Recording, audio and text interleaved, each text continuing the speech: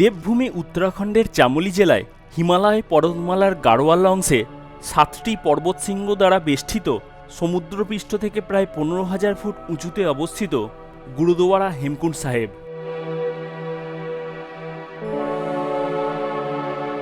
এবারের গল্প এক বৃষ্টিমুখর দিনে হেমকুণ্ড সাহেব যাত্রা।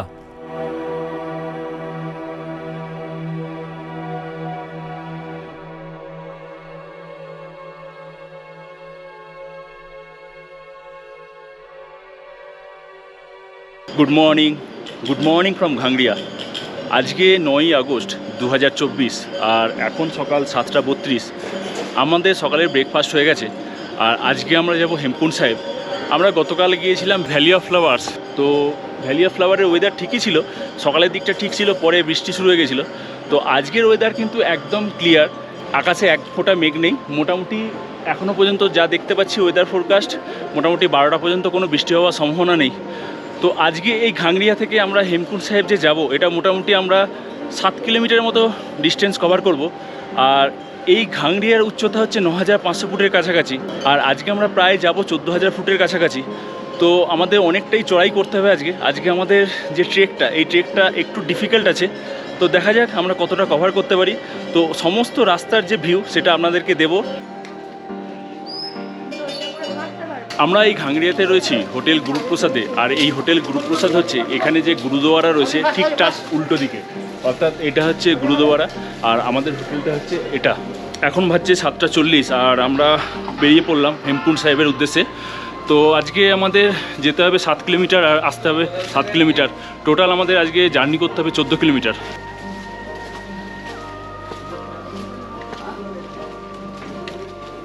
আপনারা যদি ভ্যালি অফ ফ্লাওয়ার্স ঘোড়া করে যেতে চান তাহলে সেটা হবে না, কারণ ভ্যালি অফ ফ্লাওয়ার্সে ঘোড়া চলে না।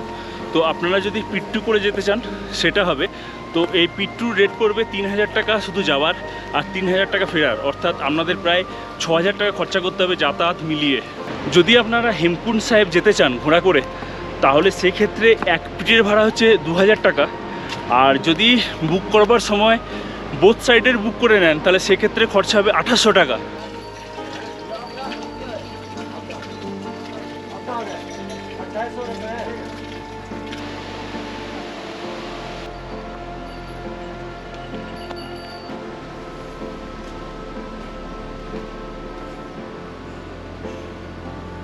আমার পেছনে যে সোজা রাস্তাটা দেখা যাচ্ছে, এই রাস্তা দিয়ে চলে গেলে হচ্ছে হেমকুণ্ড সাহেব। আর এর পাশেই একটা বাঁদিকে রাস্তা ভেঙে যাচ্ছে, এই রাস্তা দিয়ে চলে গেলে হচ্ছে ভ্যালি অফ ফ্লাওয়ার্স। এখানে একটা প্লাকেটও লাগানো আছে ভ্যালি অফ ফ্লাওয়ার্সের।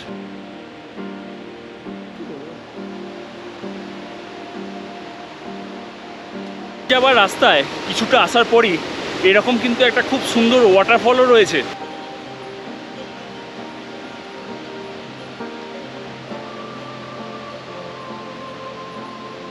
এই সামনে একটা রিভার বেড দেখা যাচ্ছে, যেখানে এই বাঁদিক থেকে বয়ে আসা ভুয়ান্দার গঙ্গা, অর্থাৎ এই ভুয়ান্দার গঙ্গা বইছে হেমকুণ্ড সাহেব থেকে, আর ওই দিক থেকে আসছে পুষ্পাবতী নদী। এই দুটো মিলিত হচ্ছে এখানটায়, আর এই মিলিত প্রবাহ লক্ষণগঙ্গা নামে এগিয়ে যাচ্ছে গোবিন্দঘাটের দিকে।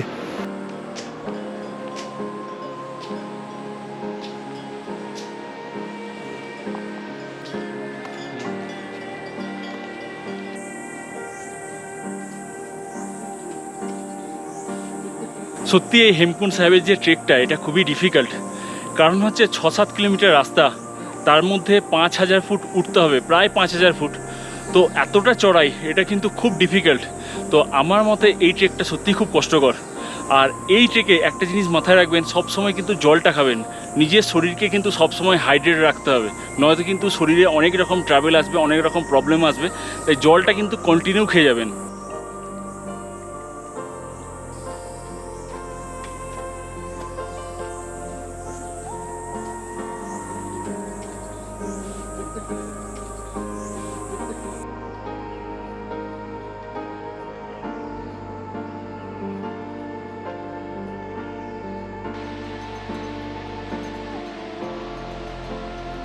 এই হেমকুণ্ড সাহেবের রাস্তার বাগানোর কাজ প্রায় সবসময়ই হয়। কারণ হচ্ছে হেমকুণ্ড সাহেব মোটামুটি এপ্রিল মাস থেকে অক্টোবর মাস পর্যন্ত চলে, আর বাকি টাইমটা বরফে ঢাকা থাকে। তো বরফে ঢাকা থাকার কারণে মোটামুটি রাস্তা ভেঙেই যায়। তো সেই কারণে রাস্তা কিন্তু সবসময়ই একটা মেনটেনেন্সের মধ্যে থাকে, সবসময়ই মেরামতির কাজ চলে।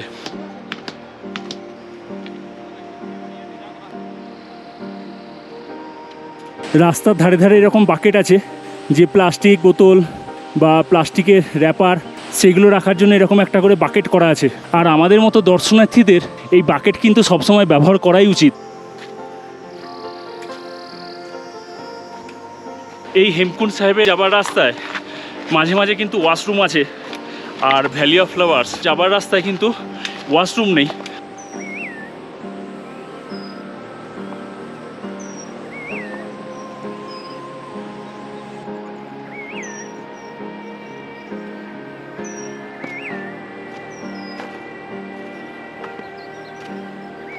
ভ্যালি অফ ফ্লাওয়ার্স থেকে কোনো অংশেই কিন্তু কম নয় এই হেমকুণ্ড সাহেব যাবার রাস্তা, কারণ এই রাস্তার সাইডে প্রচুর গাছ।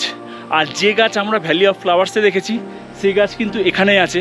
সব থেকে বড় ব্যাপার সেটা হচ্ছে আমরা ভ্যালি অফ ফ্লাওয়ার্সে কিন্তু কোনো রকম ব্লু পপি দেখতে পাইনি, যেটা আমরা এখানে দেখতে পাবো। এছাড়া আমাদের যে বিলুপ্ত প্রজাতি ব্রহ্মকমল সেটা কিন্তু এখানেই।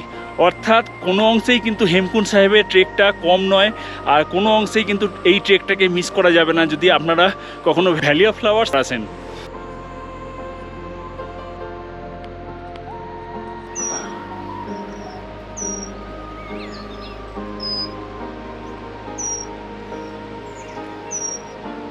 এই আমার সামনে যে পাহাড়ের চটিটা দেখা যাচ্ছে, এই পাহাড়ের চটিতে পুরো ফুলে ভর্তি।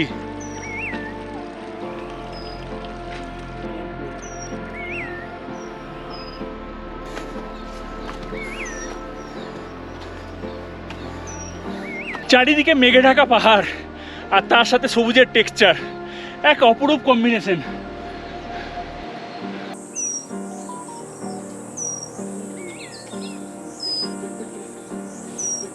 রাস্তা দিয়ে যাবার সময় এখানে কিন্তু একটা ওয়াটারফল দেখতে পাচ্ছি, আর এই ওয়াটারফলে কিন্তু এখনো বরফ জমে আছে।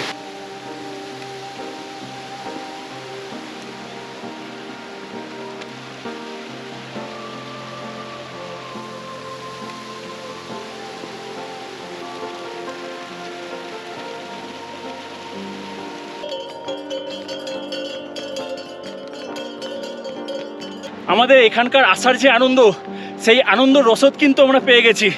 আমরা এখানে একটা ব্লু পপি দেখতে পেয়েছি।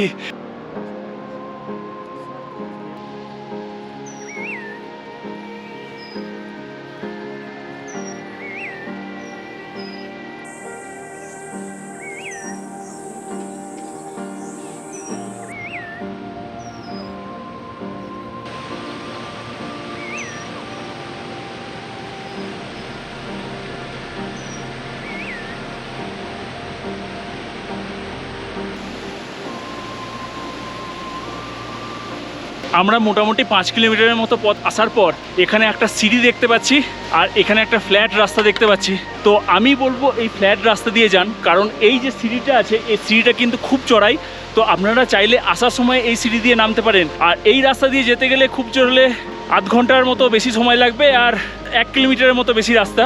তো আমি বলবো এই রাস্তাটা প্রেফার করবেন।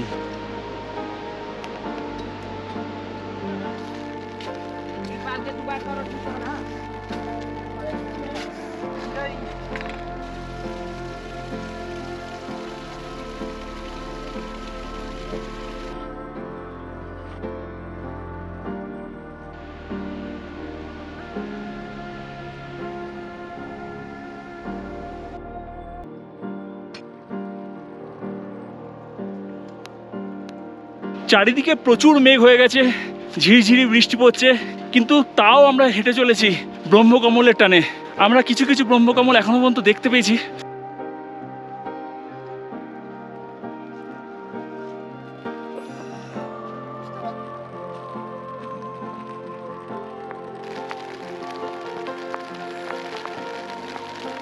প্রবল বৃষ্টি ও মেঘে ঢেকে যাওয়ার কারণে প্রকৃতিকে ক্যামেরাবন্দি করতে বেশ অসুবিধা।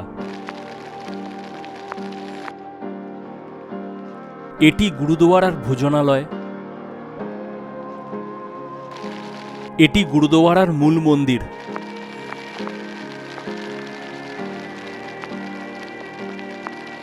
এটি জুতা রাখিবার স্থান। এটি মন্দিরের প্রবেশপথ। এটি গুরুদুয়ারা মধ্যস্থিত পবিত্র লেক। এই পবিত্র লেকে চাইলে আপনারা স্নানও করতে পারেন, আর জল প্রচণ্ড ঠান্ডা। শারীরিক সক্ষমতা দেখে তবেই স্নান করবেন।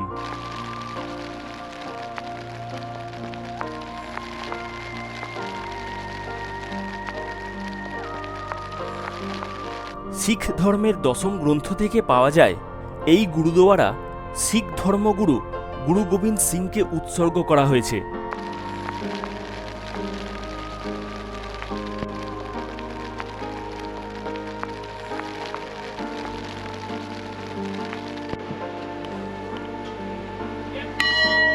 আমার পেছনে যে মন্দিরটা দেখা যাচ্ছে সেটা লোকপাল লক্ষণ মন্দির, আর এই মন্দিরটা যে হেমকুণ্ড সাহেবের মন্দিরটা আছে ঠিক তার ডান দিকেই অবস্থিত, অর্থাৎ পেছন দিক থেকে ডান দিক দিয়ে অবস্থিত। আর এখানটাও আপনারা কিন্তু ঘুরে দেখতে পারেন। আমরা এই হেমকুণ্ড সাহেবে মোটামুটি 12টা 25 নাগাদ এসে গেছিলাম, আর আমাদের এটা আসতে মোটামুটি সময় লাগলো 4.5 থেকে 5 ঘন্টা। আমরা খুব ধীরে সুস্থেই এসেছি।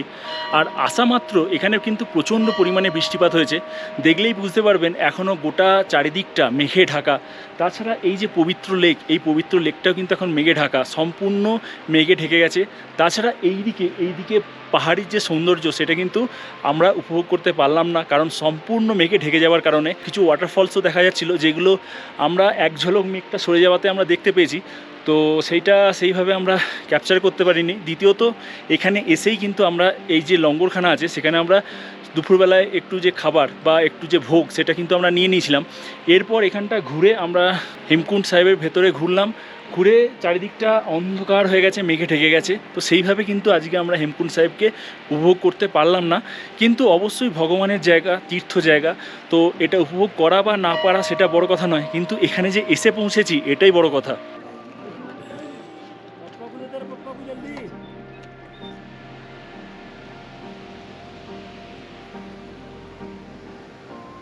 প্রাকৃতিক দুর্যোগ ও নির্ধারিত সময় দুপুর 2টো বেজে যাওয়ার কারণে আমরা এবার বেরিয়ে পড়লাম ঘাংড়িয়ার জন্য। আমি হেমকুণ্ড সাহেব থেকে ফেরার পথে এই সিঁড়ি দিয়ে এসেছি, আর এই সিঁড়ি দিয়ে আসার সময় আমি 897টা সিঁড়ি অতিক্রম করে নিচে এসেছি।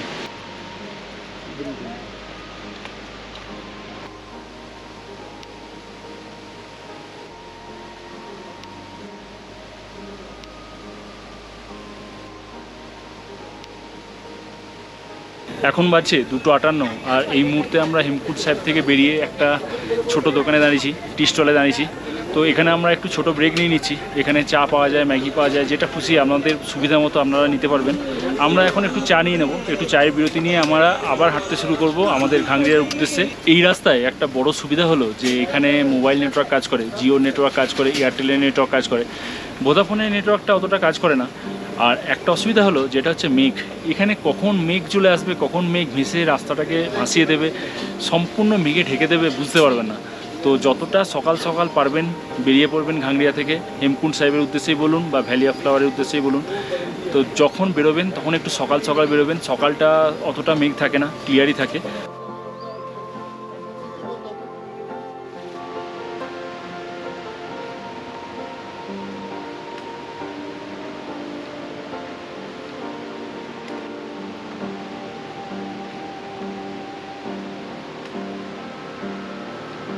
এখন প্রায় 5:15, আর আমাদের আজকে হেমকুণ্ড সাহেবের যে ট্রেক সেটা প্রায় কমপ্লিট করতে চলেছি।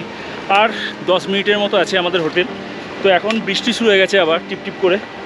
আজকের আমাদের যে এক্সপিরিয়েন্স সেটা খুব ভালোই ছিল। প্রথম দিকে কষ্ট হচ্ছিল, কিন্তু আসার সময় অতটা কষ্ট হয়নি, বেশ ধীরে সুস্থে চলে এসেছি, আর হাতে টাইম নিয়েই এসেছি। আমাদের হেমকুণ্ড সাহেব থেকে ট্রেকটা শুরু করেছিলাম মোটামুটি 1:45 নাগাদ, আর এখন 5:15, প্রায় 3.5 ঘন্টার মতো সময় লাগলো। আর আজকের পর্ব আমরা এই ঘাংড়িয়া থেকেই শেষ করব। কালকে আমরা সকালবেলায় চলে যাব ঘাংড়িয়া থেকে গোবিন্দঘাট। তো গোবিন্দঘাট যাওয়ার জন্য আমাদেরকে প্রথমে যেতে হবে পুলনা, সেম আমাদেরকে ট্রেক করেই যেতে হবে। তো আজকের ভিডিওটা আমি এখানেই শেষ করলাম। ভালো থাকবেন, সুস্থ থাকবেন, দেখা হবে পরবর্তী পর্বে।